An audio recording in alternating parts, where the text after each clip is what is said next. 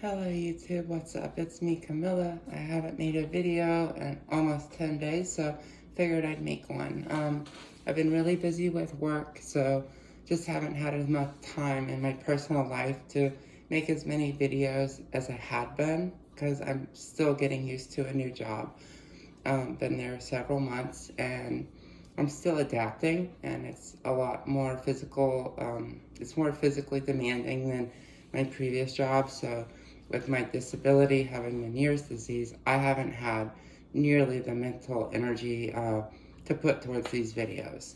And I apologize, but this is a video that I hope can help people that are considering transition or people that are transitioning, whether you're early, before you're just coming out, or you're still in, you've been in it for a while.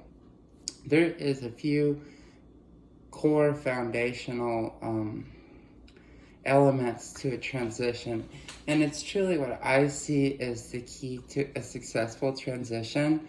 And a successful transition is really only successful if you're happy with it. It doesn't really matter what other people think about your transition for the most part. There are, pardon, my allergies are bothering me. There is, some social factors that play into a successful transition, meaning like being able to be perceived in the world as the gender that you're trying to identify as or present as. And there's a million different elements to this. Some people see me as a man, some people see me as a woman. Most people I interact with at work don't know I'm trans, and some of them do, and that's cool, but they don't say anything to me about it because I carry a feminine energy, and this is who I am, and take it or leave it, and I'm happy with myself. And I think that is the key to having a successful transition is self-fulfillment, like fulfilling what you expect out of life. And if you feel that transitioning is going to be the best option for you, you're the only one that can decide that. I do believe that in today's day and age, there are people that should not be transitioning. There are two genders, not 6,522. I mean, it's just, I don't think that's successful. And it's kind of made succeeding in the trans community harder. But the key point and foundation for my transition was one word: patience. If I had to say two words, patience and perseverance. Just continuing to persevere or even endeavor whatever comes your way. Because transitioning for a real transsexual with a mental health condition, a gender identity disorder, it's very hard to deal with gender dysphoria. I am a gender dysphoric binary transsexual.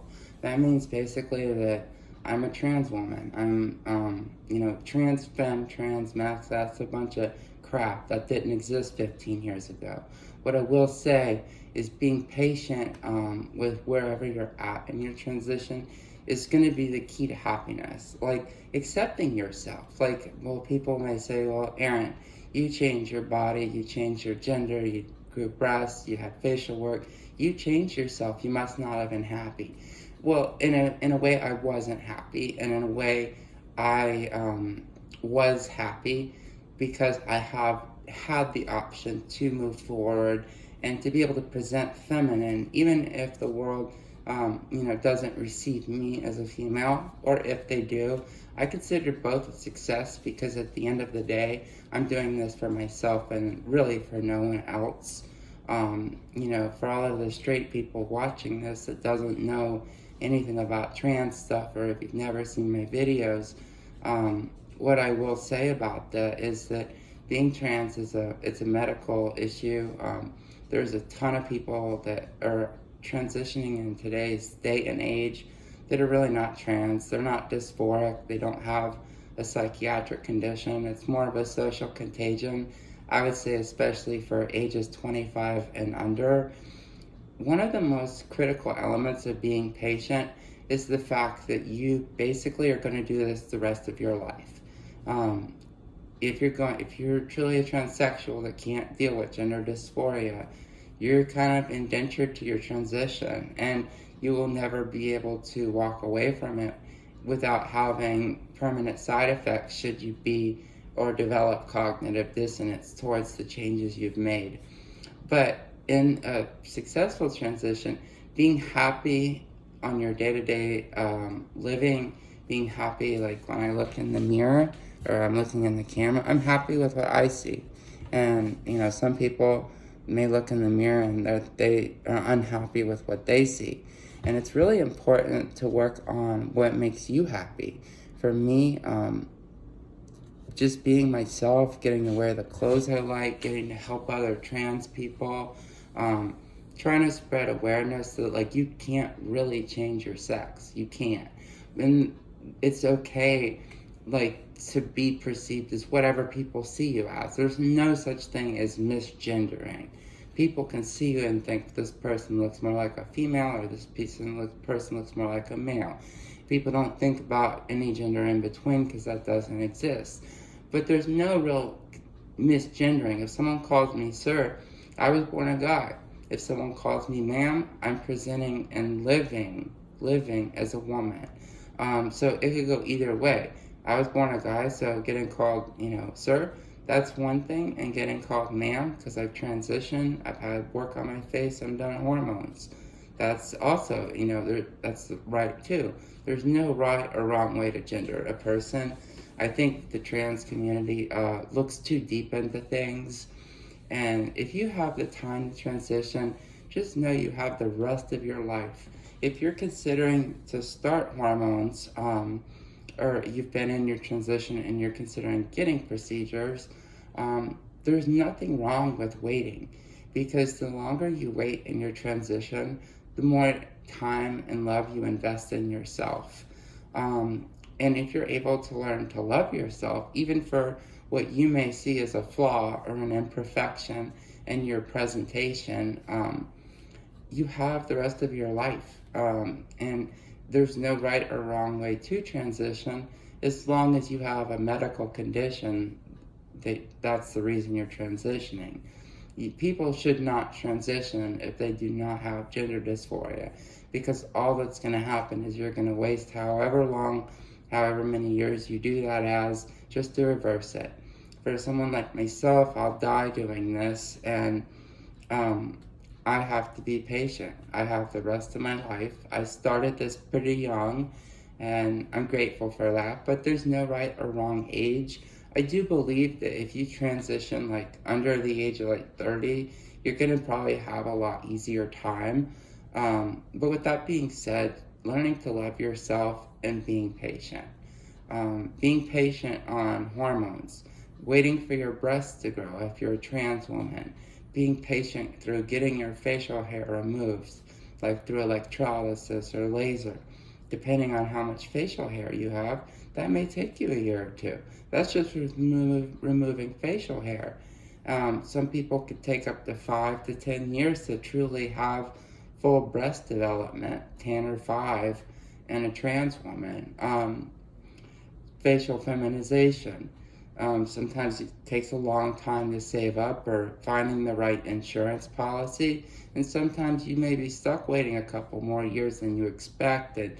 I see a lot of hiccups in people's stories, whether it's friends or things I read online where someone's supposed to get bottom surgery and it gets bumped 3 months, and they just flip out over 3 months. And it's like, yeah, I understand that you need affirmative gender care. I don't even like using that word, but just to make it simple, it's very easy as a trans person who is dysphoric to be impatient. And I think that's perfectly natural, but it's not the most effective way to transition.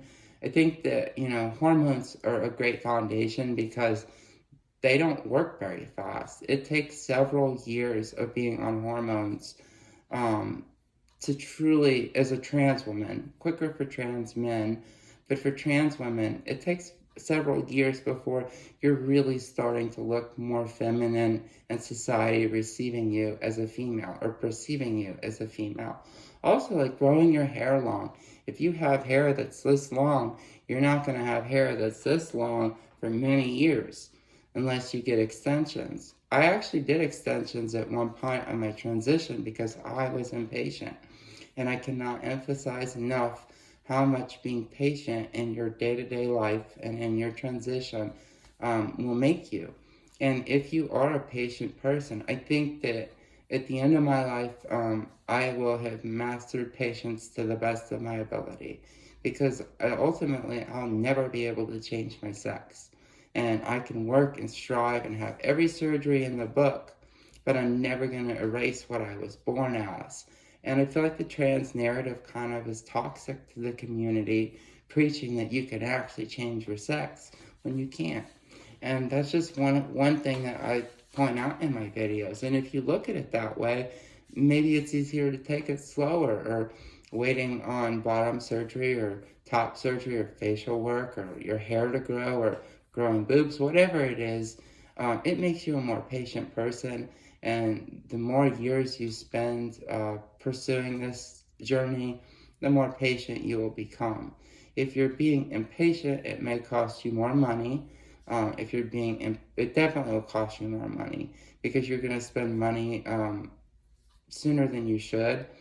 And there's nothing wrong with spending your whole life working on your transition. I'm not just talking about your lifelong hormone maintenance, but maybe like a facial procedure here and there, or a facial lift when you're getting older, or a breast lift if you have sagging breasts. I mean, there's a ton of things. And if you have any questions about what you're struggling with in your transition, please comment down below, because maybe that can give me some ideas to work on my next video. Again, I'm sorry I haven't uploaded for 9 or 10 days, but hopefully I'll be able to keep up at least once or twice a week. I'm going to try to commit to that for you all, for my main fan base. Thank you so much.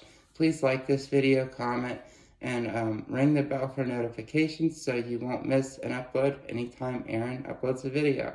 Until next time, talk to you then. Ciao.